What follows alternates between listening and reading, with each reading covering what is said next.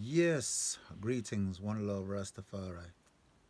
My name is Jimmy, and we're gonna have a reggae music business talk, a business conversation regarding reggae music.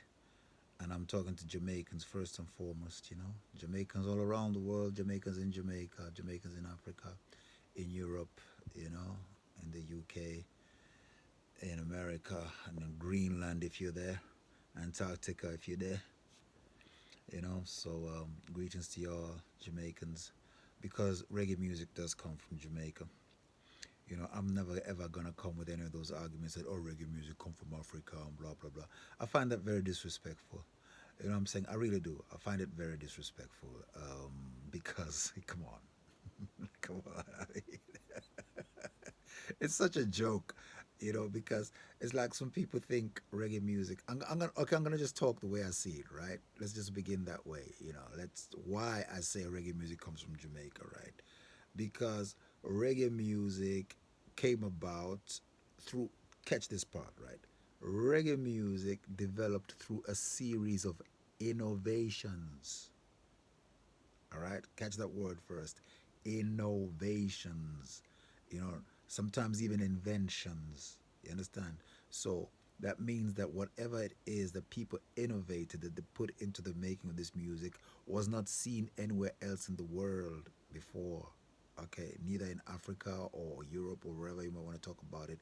It happened there in Jamaica, in Kingston, in Trenchtown. Okay, so you know, instead of saying come from Jamaica, say Trenchtown even more than say Kingston, say Trenchtown, right? So it's pretty specific where reggae music comes from.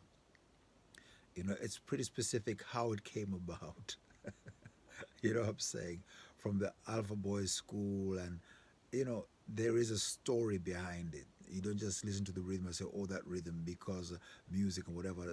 So I find it very, very, very, very disrespectful when people say that, "Oh, it came from Africa." A lot of Africans like to do that. I'm an African, right? I am an African from Malawi, Zambia, and what do you call it? A long time ago from Igbo land in Nigeria and Swaziland as well. That's another story.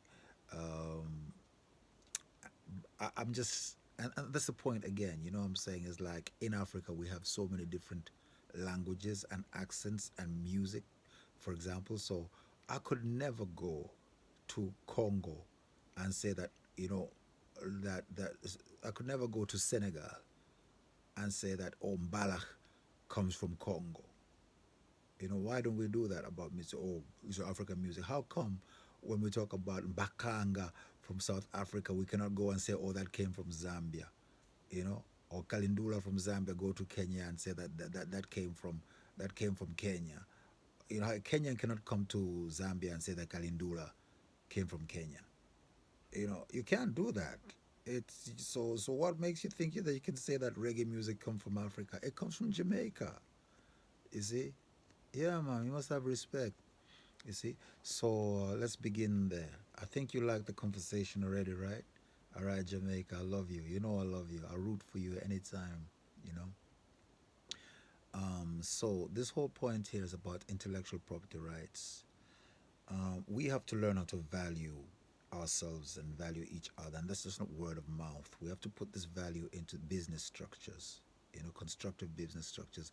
They're the ones that will show that we value each other. You understand?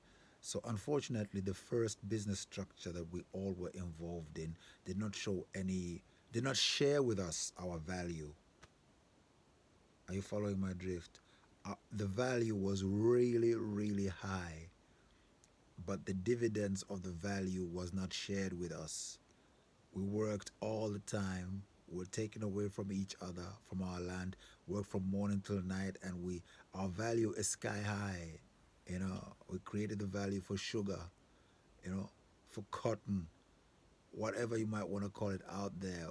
We slaved for it, and the value was high. So there was always a structure around our value, except that structure did not allow for us to get dividends from the value. You understand?